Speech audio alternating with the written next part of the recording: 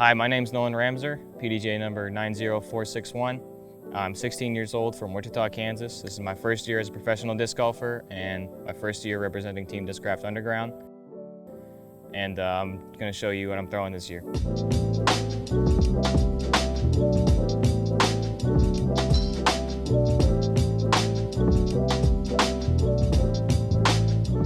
These are going to be my go-to distance drivers for the 2020 season.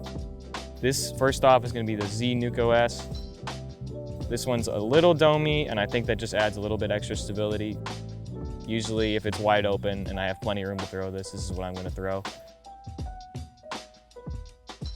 Basically, any other distance driver shot, I'm going to pull out the ESP Force. It's a little domey, but not too domey. I prefer ones with a little bit more dome because I think the flat ones just aren't as stable. I have multiple worked in, some that turn, some that fade. But this is probably going to be the go-to. Next up is the ESP Nuke. This is pretty domey and kind of gummy. It's actually pretty understable, but I use this mostly for forehands. Anything over 350 feet, I feel like I can control this pretty good. Next up is the Z Crush. This one, probably any forehand or backhand shot that I just want to go long and straight, but not worry about any different angles. This is definitely what I'm going to be throwing. Let's jump into my fairway drivers. First off, most overstable, going to be the Z Machete. I don't even know if this is classified as a fairway driver. I'm pretty sure it's an 11 speed, but it doesn't go much further than a fairway driver. So I use this mostly for flex forehands and hyzering backhands.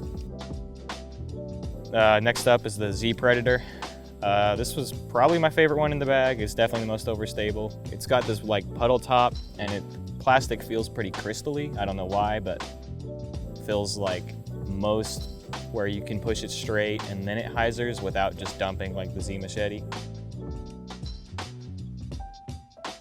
Anything less stable than either of those is going to be the Z Vulture. This is the first run. I don't really know if there's any difference between the first run and the regular ones, but I've had this for a while. It's still not totally flippy or anything, so it goes really straight and really far.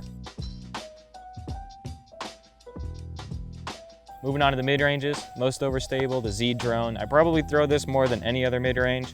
They pretty much all feel the same. I haven't felt any that are just particularly flat or domey for some reason. Most mid-range shots, I'm probably gonna throw a drone. Even if it's pretty straight, probably still throw a drone. Next up is the Z Wasp. Not much difference between this and the drone, just this one has a lot more glide, so if I want something that goes further but still has a bunch of stability, I'm probably going to throw this.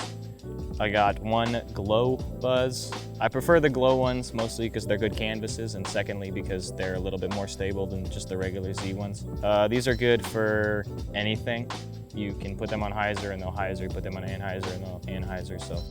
Let's take a look at my Putt Approach discs. Most overstable, ESP Zone. Most of my upshots are going to be forehand, so I throw the zone quite a bit. If there's enough room to throw a forehand, I'm going to throw a forehand. But if I have to throw a backhand upshot, it's going to be a Pro D Challenger OS. It's not quite as stable as it used to be, but I just like it because I can throw it straight and it sits real good with this deep rim. And then super flippy is this old soft Elite X Challenger that I got from Roncon. This one's really flippy, and I don't really throw it that much, so much as just jump putt with it or anything outside of like 50 feet. This is probably what I'm going to putt with. But not least, these are my putting putters. I putt with Pro D Challengers. I've had these in the bag for 6 or 7 months now. They're pretty beat in, but they still maintain pretty good stability. I like the Pro D feel. I prefer a stiffer putter, not much to them. They're slightly deeper than probably most people would enjoy, and they got this micro bead, but after you putt with them quite a bit like I have, the micro bead's not really there anymore. If you're looking for a new putter to try, I would recommend the Pro D Challenger 100%. Can't go wrong with them, and you won't regret it.